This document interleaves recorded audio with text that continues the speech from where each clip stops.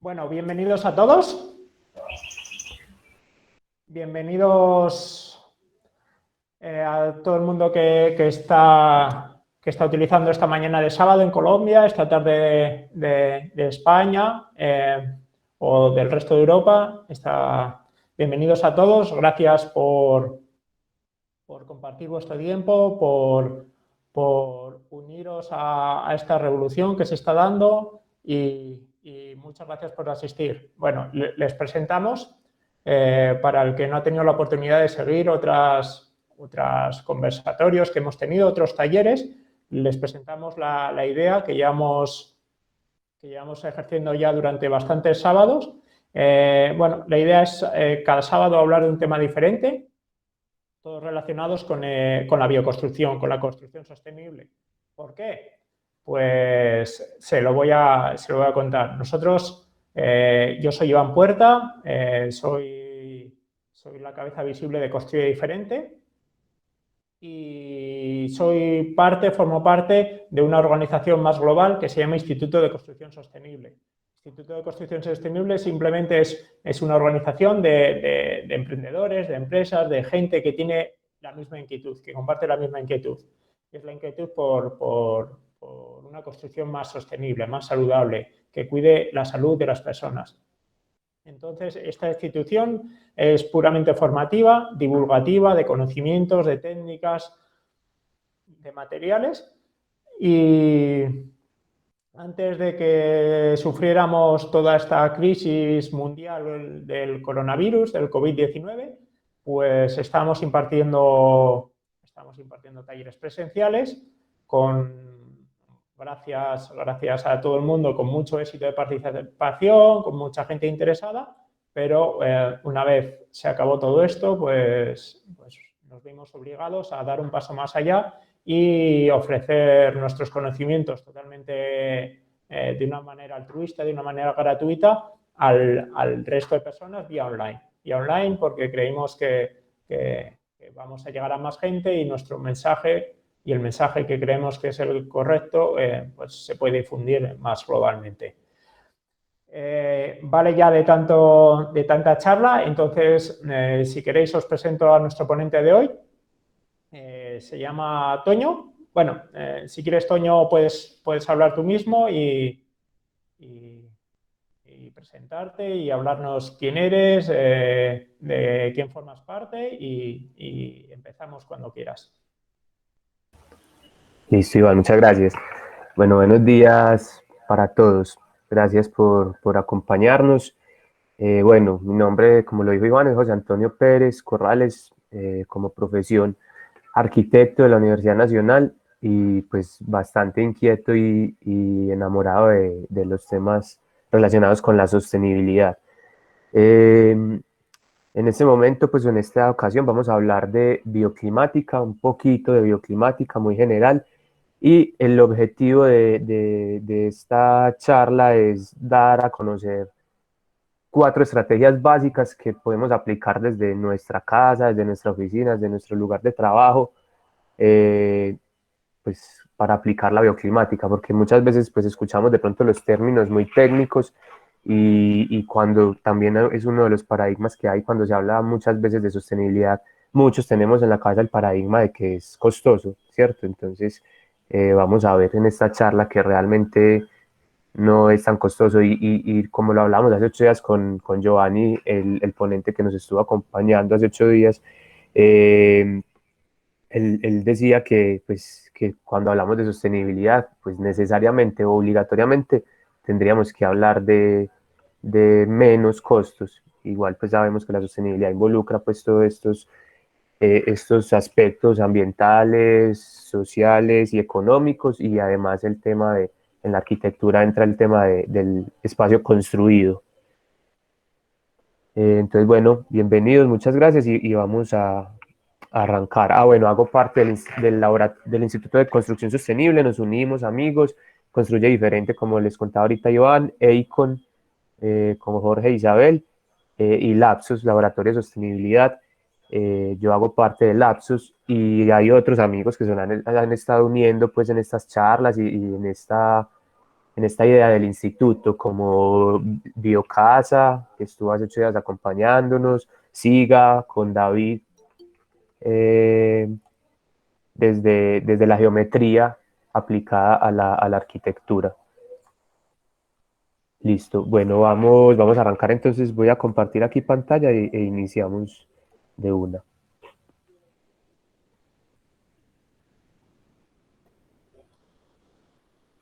¿Me confirman por favor si la pantalla se ve? Sí, Toño, perfectamente. ¿Cómo se está Quieras, viendo ahí? ¿Se ve solo la diapositiva o se está viendo la imagen? se ve todo completo. No, no se está viendo en formato presentación. Listo. Seguro en algunos momentos me tocará salirme de la presentación para poder aceptar a las personas que van ingresando. Entonces, bueno, ahí como de antemano ofrezco disculpas por esas interrupciones de pronto. Listo, bueno, bioclimática para todos, como les decía ahorita, si hablamos de bioclimática, de sostenibilidad, pues no necesariamente tenemos que estar hablando de más costos, ¿cierto? Entonces aquí lo que queremos compartir con ustedes son unas estrategias fáciles, como les decía ahora, para implementar en nuestra casa, en nuestro negocio, en nuestra empresa, en nuestro lugar de trabajo. Para empezar, vamos a ver entonces, como en términos muy sencillos, qué es la bioclimática.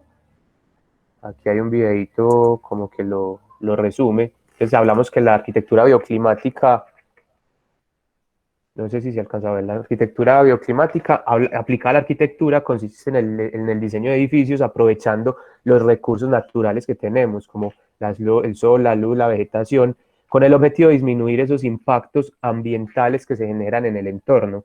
Si miramos los animales, ellos aprovechan los recursos que tienen en su entorno. ¿Por qué nosotros no los aprovechamos? Hacemos lo mismo que ellos y aprendemos de lo que hace la naturaleza. El entorno es determinante, es importante en nuestras formas de habitar. Pues si yo vivo en una tierra fría, es diferente a si yo vivo en un lugar caliente, cálido, húmedo, o así vivo en un lugar cálido, seco. Sin embargo, por lo general, las soluciones de habitabilidad que tenemos, pues no responden a eso, sino que se estandarizan sin importar el lugar donde estamos ubicados. Entonces, por eso es muy importante conocer ese entorno, entenderlo, para poder concebir esos espacios, pues tal como lo hace la naturaleza, como lo hacen, por ejemplo, los animales en la naturaleza. Y esto es lo que hace la arquitectura bioclimática.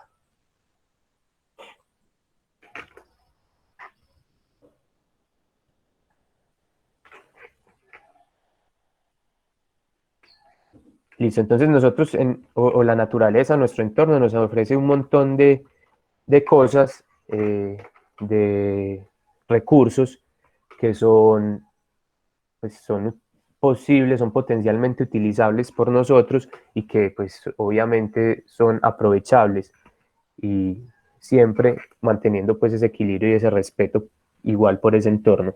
Entonces, ya conociendo qué es la bioclimática, que si lo resumo es tener en cuenta esas condiciones naturales que tiene nuestro entorno para aprovecharlas y respetarlas también. Voy a empezar a presentarles pues como esas 4 estrategias que queremos compartirles. La primera, una muy básica de la bioclimática, es la de ventilar naturalmente. Eh, el objetivo, y más en un lugar como acá, en estas zonas, todas las zonas tropicales, que tenemos unos climas o unos entornos climáticos tan favorables, pues no deberíamos estar pensando en usar ventiladores y aires acondicionados. Sin embargo, cuando hablamos de un diseño, por ejemplo, de oficinas, pues lo primero que se habla es hacer la instalación del sistema de aire acondicionado. Eh, ¿qué, ¿Qué dificultades se pueden presentar en un espacio cuando no tenemos una ventilación natural adecuada o una ventilación adecuada? Por ejemplo, aparece la condensación, que pues la evidencia principal es que se nos empañan las ventanas. Eso pasa mucho en los carros, por ejemplo. se nos empañan las ventanas, eso es, pues entonces empiezan a aparecer humedades. Muchas veces encontramos dentro de viviendas donde no hay una adecuada ventilación natural, encontramos humedades que no sabemos, pues no pasa por ahí una tubería, no hay un muro pegado a un terreno, no estamos con fugas o con filtraciones en las cubiertas, pero hay humedades. Esas humedades se deben, cuando no tienen ninguna de esas otras fuentes, se deben a una mala ventilación o una inadecuada ventilación, porque las cargas calóricas o la temperatura que se genera en el interior de los espacios por las personas, por los televisores, por los computadores, por todo lo que genere calor, pues genera un calor y hace que perdón, yo aquí admito algo, hace que el agua se, que el agua se condense y empieza a generar esas humedades. Al no haber ventilación adecuada, pues esa humedad se empieza a acumular, acumular. Pasa mucho en los rincones, en los bordes, por ejemplo, de ventanas. Esto es un ejemplo de eso, ¿cierto?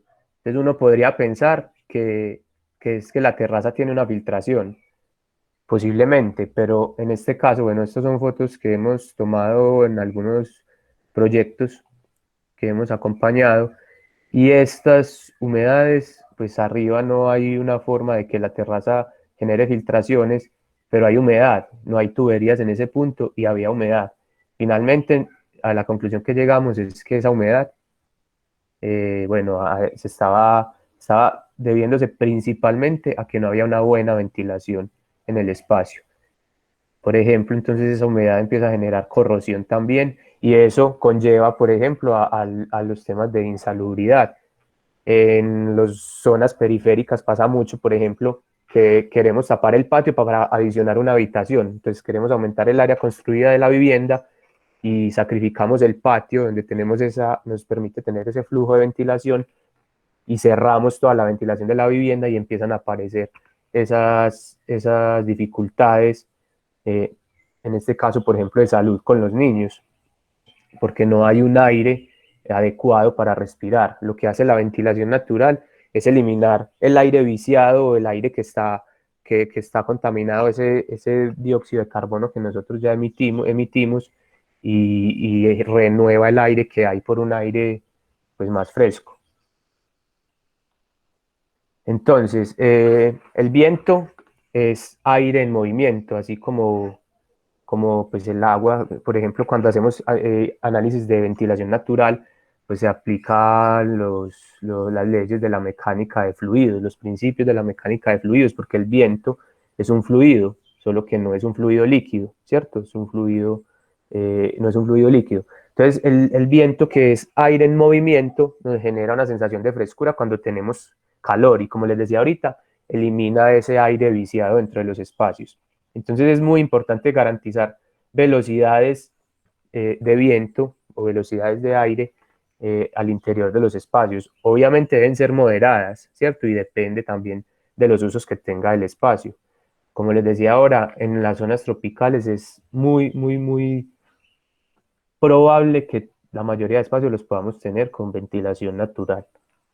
Y eso nos ayuda a tener una sensación térmica favorable. Aquí vemos tres imágenes donde tenemos entonces, por ejemplo, eh, opciones para tener una ventilación adecuada en los espacios. Entonces están los ventiladores, el aire acondicionado o la ventilación natural, que a lo que le queremos apostar y apuntar, lo ideal es que sea ventilar naturalmente. Algunas estrategias muy básicas para ventilar naturalmente, o principios básicos para ventilar naturalmente un espacio. La ventilación cruzada es uno de los principios pues, más básicos, que es tener aberturas. Si yo voy a tomar esto, ahorita les decía, el viento es un fluido, así como el agua. Entonces, si yo cojo, por ejemplo, este vaso que está con agua y le empiezo a echar más agua hasta llenarlo, ¿qué pasa con el agua que está dentro? Pues esto se satura y el agua que yo estoy echando se va a regar, ¿cierto? Si le sigo echando, el agua se va a regar. Aquí adentro no hay movimiento de agua, ¿cierto? ¿Qué hago para solucionar eso? Pues le abro un huequito al vaso por debajo y el agua que voy echando entonces por aquí va saliendo ya el agua que está dentro. Es lo mismo con el viento, y asumamos que entonces esta abertura es una ventana dentro de un espacio, y el otro huequito que le voy a abrir aquí al vaso es otra ventana. Entonces de eso trata la ventilación cruzada, que tengamos una abertura de entrada y otra de salida, porque podemos tener una ventana muy grande hacia un lado y un espacio, no sé, de 20 metros cuadrados, pero sin ninguna otra ventana. Así haya viento en el exterior, ese viento no va a entrar al espacio. ¿Por qué? Porque no hay otra abertura que permita la salida del aire que está dentro, entonces no va a permitir circulación de aire en el interior, pues generación de un movimiento de aire. Entonces esa es la ventilación cruzada. Por lo menos dos aberturas que no necesariamente tienen que ser opuestas, pero que no sea la misma, de ventanas para ventilar. Ventilación por convección es el que conocemos también como efecto chimenea. Entonces una abertura, unas aberturas inferiores para que entre el aire fresco, y unas aberturas superiores para que salga el aire caliente, ¿cierto? Que sabemos que por densidad el aire más caliente sube, y si tenemos aberturas superiores, pues va a eliminarse por ahí, y abajo el aire fresco va a renovar ese aire por dentro del espacio. Agua más viento, este es el principio de los aires acondicionados. El aire acondicionado es agua con un ventilador que mete aire fresco o que tira aire fresco al espacio. Hay ventiladores incluso pues así normalitos no sé cómo se llaman, de pedestal será, creo que podrían llamarse, que tienen agua incluida, y eso ayuda a refrescar más los espacios. Esta estrategia, esta foto que vemos acá, la aplicó Rogelio Salmona en la casa de huéspedes en Cartagena. Entonces tiene ventanas, aberturas de entrada de aire. Estos son espejos de agua, entonces cuando el viento viene, se refresca o se enfría con el agua, con los espejos de agua que hay acá, y ya entra el aire fresco al espacio. Entonces es aire acondicionado generado de manera natural. Soluciones simples que podemos aplicar, pues por ejemplo, no necesariamente poner las ventanas completas hasta arriba e implementar persianas. ¿Qué hacen las persianas? Pues nos permiten controlar el ingreso del sol, pero nos permiten que siga habiendo entrada de aire, ¿listo? Entonces son soluciones sencillas, y que quisimos hacer este comparativo económico, como haciendo como una proyección para mirar comparativamente cómo sería, en este caso, utilizar un ventilador de techo 8 horas diarias versus una ventana de 1 metro cuadrado, porque estamos hablando de un espacio más o menos de 12 metros cuadrados. Podríamos hablar de un espacio de una oficina básico, 12 metros cuadrados. Con 12 metros cuadrados podríamos tener aberturas de 1 metro cuadrado y con eso ventilar el espacio. Entonces ya sabemos que este metro cuadrado pues no necesariamente es una sola ventana, sino que, por ejemplo, si aplicamos ventilación cruzada, serían mínimo dos aberturas, ¿listo? Entonces, un ventilador de techo de 400 kilovatios hora, bueno, consume 45 kilovatios hora por mes. Perdón, yo admito aquí otras personas. Toño. Iván, sí. Bueno, no, simplemente deciros que ahora en la presentación, si os parece, podéis apagar la cámara, así Toño tiene más libertad y todo el mundo le estamos prestando atención a él. O sea, apagamos la cámara y los micrófonos, y cuando Toño me diga, doy paso a preguntas y así podemos hablar todos. Listo, Iván, gracias.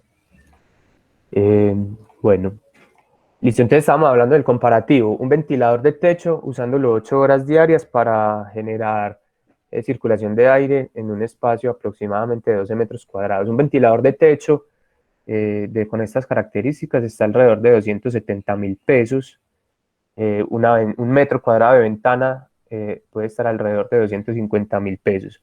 Bueno, ahí de entrada ya tendríamos un ahorro con la ventana, pero si vamos más allá al consumo y lo proyectamos a un año completo, el ventilador en ese año se va a consumir 540 kilovatios hora, lo que corresponde a 310.000 pesos en un año. teniendo en cuenta un precio de 570 pesos por kilovatio hora, según pues en este momento para estrato 3, en este momento pues las facturas de EPM. Entonces tendríamos en un año versus 250.000 pesos que nos valió comprar e instalar la ventana, tendríamos 580.000 pesos de consumo, pero eso es en un año. Si seguimos año, ese ventilador va a seguir consumiendo energía, va a seguir consumiendo kilovatios hora. Entonces esos costos, pues esa curva se va a seguir desequilibrando. Y si lo llevamos, por ejemplo, en las oficinas se utiliza mucho el aire acondicionado. Un aire acondicionado usándolo 8 horas diarias está consumiéndose por mes 144 kilovatios hora. Estamos hablando de un aire acondicionado sencillo creo que se llama mini split. Ese aire acondicionado estaría alrededor de 1.000.000 de pesos versus la ventana que nos cuesta el mismo metro cuadrado, 250.000 pesos aproximadamente. Pero ese aire acondicionado en un año se consume 1.728 kilovatios hora, lo que correspondería a 990.000 pesos en un año. Entonces, en un año, el aire acondicionado nos va a estar generando gastos de 1.990.000 pesos versus 250.000 pesos que nos valió la ventana al instalarla, ¿cierto? Si eso lo estamos tomando en cuenta para un espacio de 12 metros cuadrados, multipliquemos 10 oficinas en un piso de 12 metros cuadrados, entonces multipliquemos 2 millones de pesos por 10, serían 20 millones de pesos de consumo o de gasto al año, versus 2.500.000 que nos gastamos en la instalación de las ventanas. Listo, y eso lo podemos multiplicar, seguir multiplicando por una torre de oficinas, por ejemplo, y sería mucho más la diferencia. Bueno, Iván, no sé, usted me dice cuándo hacemos preguntas o seguimos. Yo creo que por ahora va muy bien y podemos seguir con la presentación sin problemas. Listo, gracias. Bueno, segunda estrategia, iluminar naturalmente, otro de los puntos básicos de la bioclimática. Ya hablamos de ventilación natural, ahora vamos a hablar de iluminación natural. Es ilógico tener que tener las luces prendidas durante el día cuando tenemos unas condiciones de iluminación tan óptimas en estas zonas, por ejemplo. Problemas que genera la iluminación artificial o la falta de iluminación natural. Aquí a la derecha vemos un espacio totalmente oscuro que aunque tenemos unas dos ventanitas ahí, pues al interior esas dos ventanitas alcanzan a iluminar un poquito la losa de entrepiso, la losa de cubierta y ya. O si en este caso, por ejemplo, esto es muy común, los bombillos, pues en este caso, actualmente ya no utilizamos el bombillo incandescente, casi ya no se utiliza, aunque todavía se utiliza, pero esto era muy común verlo, lo que generaba ese calor en los muros y quemaba pues las superficies.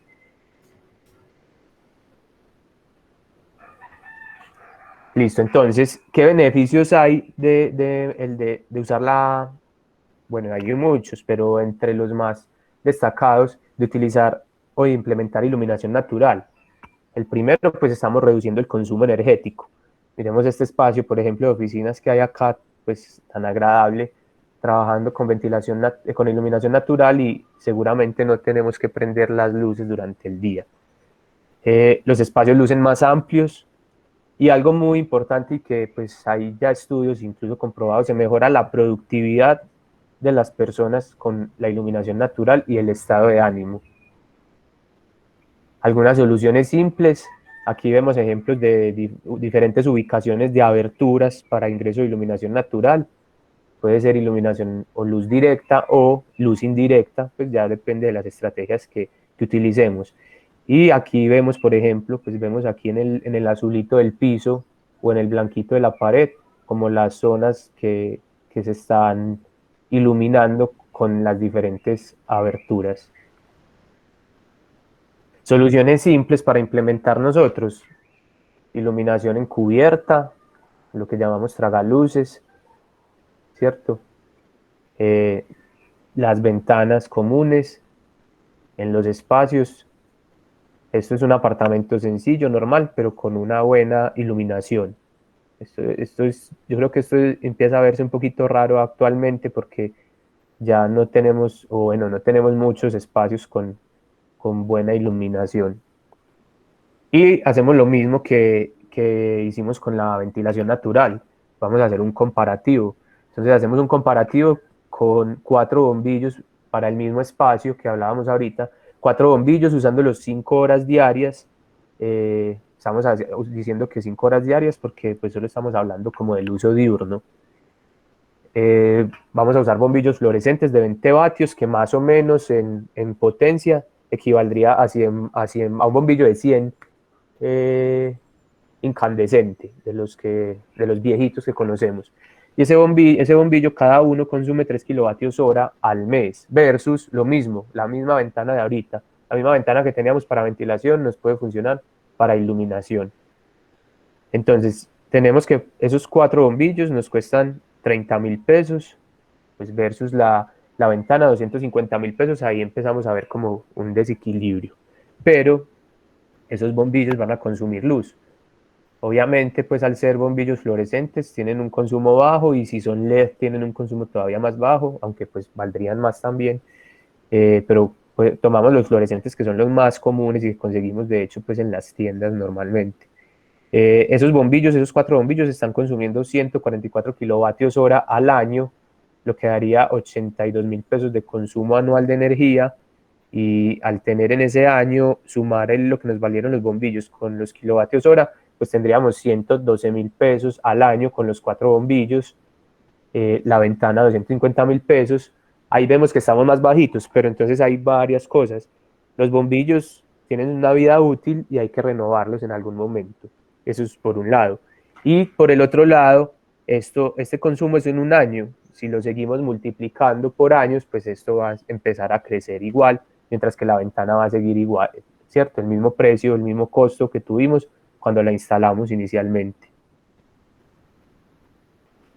Listo, vamos a la tercera estrategia, hacer una huerta personal, y creo que hoy en día con este tema del aislamiento y esto se ha potenciado mucho más la necesidad de producir nuestros propios alimentos. Y en la casa podemos cultivar nuestros propios, o los vegetales básicos, eh, sencillo en un balcón, en una terraza, en un espacio de la sala, podemos hacerlo. Beneficios de hacer esto, de tener una huerta en casa. Vamos a tener productos más saludables, pues porque nosotros no vamos a conseguir todos estos productos ¿cómo los llaman? Agrotóxicos, no sé, agroquímicos, tóxicos, no sé cómo llamarlos, pero creo que se comprende la idea, pues para fumigar o para abonar nuestros propios productos. Pues tenemos una cercanía más agradable con la naturaleza, ayudamos en cierta medida como a suplir esa carencia de verde que hay en la ciudad, un ambiente más sano porque tenemos plantas en nuestra casa, refrescamos los espacios. Sabemos que para una de las estrategias o una estrategia buena para reducir la sensación térmica en un espacio es utilizar plantas, que las plantas tienen cierto nivel de humedad y refrescan los espacios y ayudan, lo que veíamos ahorita de ventilación natural con el espejo de agua que utilizó Rogelio Salmona en Cartagena, lo mismo puede hacerse con las plantas. Podemos tener aquí una pared verde que sea pues permeable, y el aire al cruzar esa pared verde pues se va a enfriar o se va a refrescar y va a entrar aire fresco al espacio. Y reducimos gastos también porque no estamos comprando esos vegetales y los estamos produciendo nosotros mismos en nuestra casa. Soluciones simples que podemos implementar, esto es muy común, lo hemos visto mucho, simplemente unas botellas de gaseosa que las reutilicemos y ahí sembramos nuestras planticas. Otras macetas más normales, aquí vemos por ejemplo en un balcón pequeñito, y podemos tener una huerta básica también. Y este sistema que de hecho esperamos que próximamente unos amigos nos estén acompañando a hablarnos sobre los sistemas hidropónicos. En algún momento tuve este sistema pues como prueba en la terraza donde vivo en Medellín, y en un espacio de 2 metros lineales tuve 120 lechugas en 2 metros lineales. No estamos hablando de 2 metros cuadrados, sino 2 metros lineales, que eso es un montón solamente para 2 metros lineales. Entonces, en un balcón de 2 metros podemos tener hasta 120 lechugas, por ejemplo. Más adelante podemos hablar pues de este tema de las huertas. Y la última estrategia que queremos compartir es la reutilización de agua. En este caso vamos a hablar de aguas lluvias, que también esperamos que uno de nuestros amigos también nos cuente una estrategia muy sencilla que él implementó en su casa, que implementaron en el espacio de la oficina y que lo podemos implementar nosotros para que pues, aprender de lo que él hizo y poderlo aplicar nosotros también. Entonces, reutilizar el agua, en este caso hablamos del agua lluvia, pues el agua lluvia es un recurso que está gratuito y lo podemos utilizar, pues no necesariamente para el consumo personal, aunque conozco también personas que hacen un proceso sencillo de purificación de esa agua y la reutilizan para el consumo. Pero podemos usarlo básico para nuestros aparatos sanitarios, pues para el sanitario, para lavar ropa, posiblemente también, que son como los dos aparatos que más consumen agua en nuestros espacios. Soluciones simples, como les decía ahorita, aquí vemos, por ejemplo, una caneca sencilla, normal. Aquí le ponen incluso adorno y la introducen en el entorno pues, de que tienen ahí en su patio. Y vamos a ver con el amigo que nos va a presentar más adelante la estrategia que él utilizó. Es muy parecida a estas dos que vemos acá. Y hay otras pues ya más tecnificadas que también encontramos en el mercado, que por ejemplo el agua del lavamanos se recoge, se reutiliza para vaciar los sanitarios. Y también hay otras alternativas pues también para no utilizar agua en sanitarios, por ejemplo, que esa pues veremos más adelante también otros amigos que nos acompañarán. Y hacemos un comparativo, también igual que como lo hicimos con la iluminación y con la ventilación natural. Tomando en cuenta agua de red, o sea, de la red de EPM en este caso, para Medellín, sanitario, para un uso de un sanitario para 4 personas, cada persona al mes se consume 3 metros cúbicos según datos de EPM, 3 metros cúbicos por persona por mes versus el agua lluvia. Entonces la inversión, bueno, obviamente para tener el agua de red hay que hacer una inversión inicial, pero estamos partiendo de que no, de que llegamos a una casa donde ya está instalada la red y no hay que pagar nada para la instalación. Entonces, inversión para esta estrategia con el agua de red, cero. Inversión aproximada para hacer una instalación sencilla con las canecas que vimos ahora de reutilización de agua lluvia, 700.000 pesos. Consumimos 144 metros cúbicos al año, 4 personas en una casa, en un sanitario, 144 metros cúbicos por año, lo que corresponde, bueno, teniendo en cuenta que el metro cúbico alcantarillado y acueducto lo cobran aparte, PM lo cobra aparte.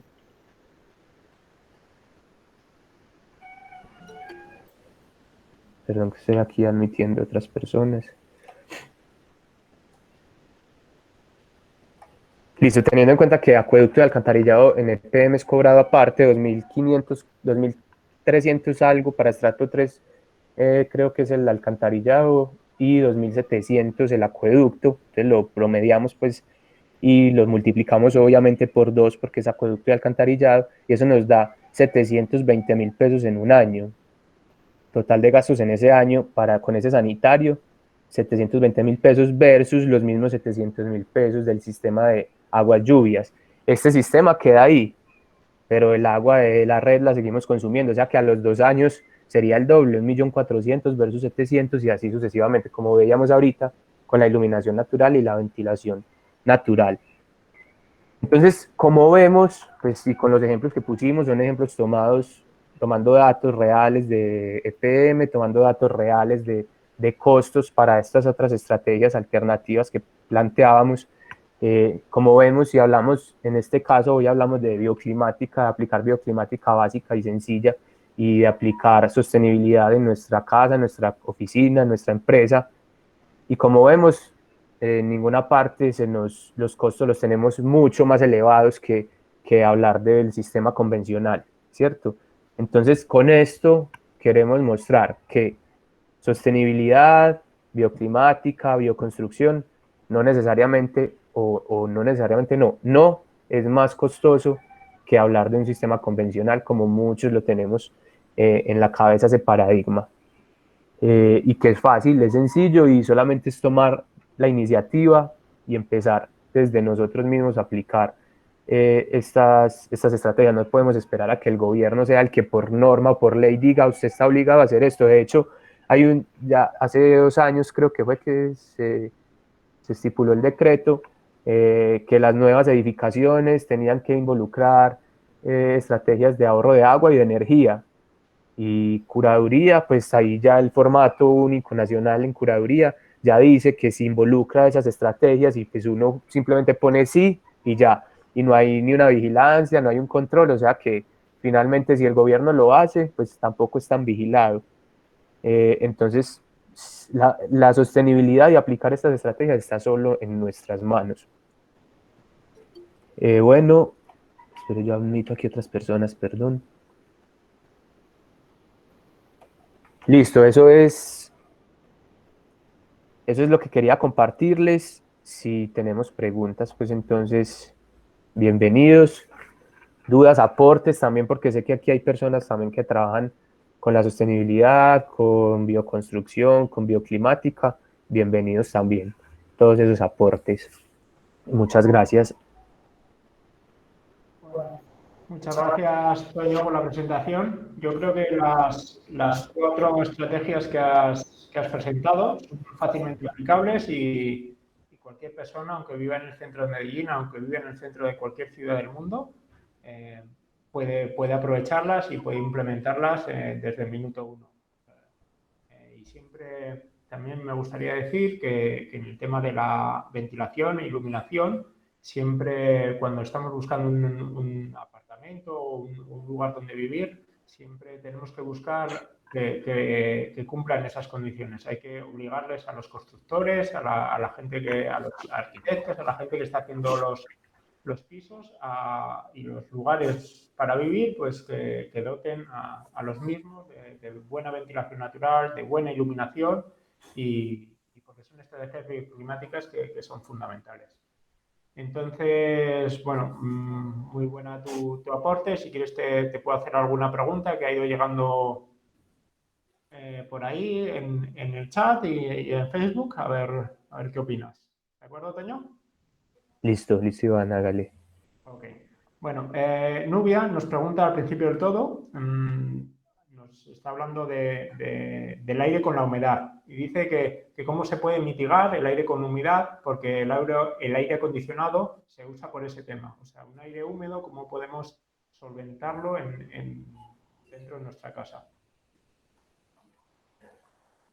No sé si entiendo bien la pregunta, el aire con humedad. Pues yo hasta donde tengo entendido el aire acondicionado, un sistema de aire acondicionado es de precisamente aire con agua, ¿cierto? Sí, creo que se refiere más cuando este aire tiene muchísima humedad, que hay aparatos eléctricos como deshumidificadores, no sé cómo lo llaman allá. Deshumidificadores. Sí, Ajá, sí, igual. el agua, sí, ok, pues bueno, en las estrategias de bioclimática que puedes seguir para evitar utilizar estos aparatos. Nubia, sí, creo que es esa la pregunta. Creo que hay pues hay plantas, hay plantas que podemos utilizar para deshumidificar, ese trabalenguas, deshumidificar naturalmente los espacios. No voy a complemento algo. En climas húmedos,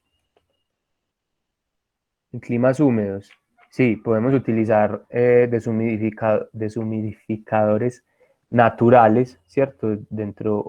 Pues en este caso también, como lo decía Iván, venden deshumidificadores, pues hay técnicamente eh, podemos manejarlo también con aparatos deshumidificadores, pero pues lo ideal y la invitación siempre es que sea desde lo más natural que podamos utilizando nuestro entorno. Por ejemplo, pues esto en este caso no aplica porque sería un clima cálido seco, pero a mí me asombra mucho la estrategia que utilizan las termitas australianas, que pues esas termitas, si vivieran fuera de sus termiteros, se morirían. Pues ellas viven allá, pero tienen que mantener unas condiciones de humedad y de temperatura estables en su interior, y ellas generan ventilación natural y controlan esa humedad con la profundidad que tienen también en sus espacios. Entonces, es tomar esos principios de la naturaleza. Entonces, como les decía ahorita, hay deshumidificadores, pues venden deshumidificadores, aparatos que podemos utilizar, pero a la final, cuando hablamos también de la biomimética, de utilizar lo que la naturaleza nos muestra y nos enseña, pues es ir allá a la naturaleza a ver qué hace la naturaleza para deshumidificar, por ejemplo, los espacios. Y hasta donde tengo entendido, hay plantas que ayudan a deshumidificar, como barreras para deshumidificar ese aire húmedo. Sí, claro, y añadiendo una buena ventilación a la vivienda, pues ya tendrías todo completo. Entonces, Ricardo Gutiérrez nos dice que, por ejemplo, si tienes un apartamento que está construido y está orientando la fachada principal al poniente, nos pregunta que qué estrategia se puede implementar uno de estos apartamentos, entendiendo que no va a hacer una mejora del edificio. O sea, qué estrategias dentro de tu propio apartamento, si está orientado al poniente, qué puedes hacer. Bueno, una es el tema de los elementos de control solar. Los elementos de control solar. Otra, pues también eso depende del entorno que haya. Por ejemplo, si esa fachada tiene, pues está como en la dirección del aire, pues podríamos, hay algo muy sencillo que esa estrategia no la hemos aplicado, pero la he visto en algunas partes, porque es una estrategia muy sencilla. Es lo que hizo Rogelio Salmona en la casa de huéspedes en Cartagena, hacerlo en nuestras ventanas. Entonces poner unas coquitas con agua, obviamente pues no vamos a querer tener unas cocas con agua y feas, pero pues podemos hacer algo bonito, unos recipientes con agua en las ventanas. Entonces eso permite, y además acompañarlo con vegetación, eso permite que el aire refresque el espacio. Entonces, si tenemos poniente, pues la principal dificultad del poniente es que como ya se ha venido acumulando calor durante el día, pues el poniente nos refuerza eso y nos calienta mucho más el espacio.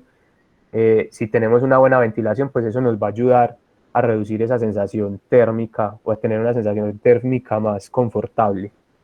Entonces esa puede ser una estrategia, mejorar ese tema de ventilación en el espacio. Y lo podemos hacer, una de las mejores opciones son las plantas, o sea, aumentar la humedad en el espacio, para que cuando haya aire o viento, pues ese viento entre fresco al espacio.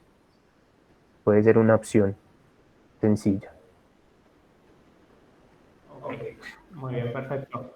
También nos preguntan cuál es desde tu punto de vista de arquitecto, cuál es la sensación que te produce ver todas estas nuevas construcciones que bueno, que están poblando las ciudades y que no tienen mucha climática, simplemente son edificios altísimos donde el principal objetivo de los constructores es ganar dinero.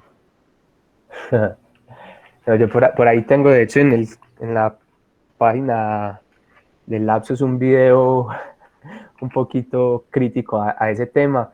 Y sí, pues finalmente las constructoras hoy en día no nos venden diseño arquitectónico, pues hablando específicamente de las viviendas, no podemos hablar de que hay un diseño arquitectónico. Yo hice el comparativo y encontraba, cogí las plantas arquitectónicas de apartamentos, proyectos de apartamentos en Bogotá, en Cartagena y en Medellín, y comparaba las plantas y las plantas arquitectónicas, distribución igual, pues o muy parecida. Incluso encontré dos que eran casi igualitas, y una estaba en Bogotá y la otra en Cartagena. Dos climas y dos entornos y dos contextos muy diferentes, pero era la misma planta arquitectónica. Y no tenemos para nada en cuenta el entorno.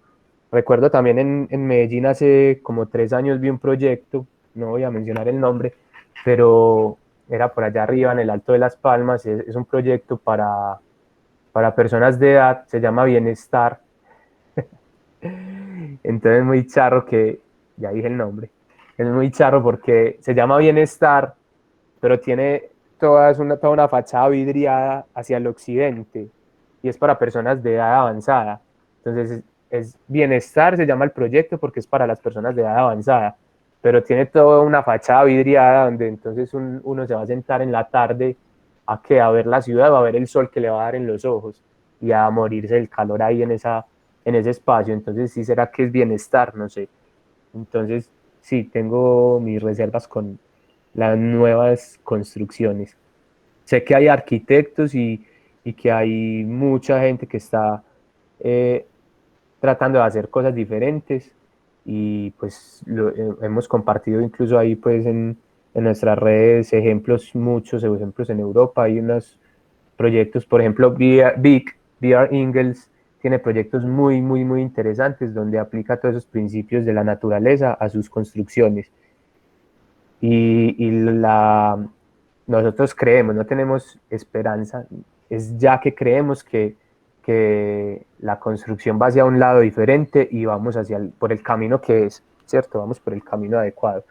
Igual está en nuestras manos cuando compremos viviendas, que por lo menos le exijamos a las constructoras que tengan mínimo las estrategias que nos está pidiendo la norma de ahorro de agua y de ahorro de energía, porque si nosotros como usuarios no exigimos eso, pues ellos van a seguir vendiendo y no les va a importar.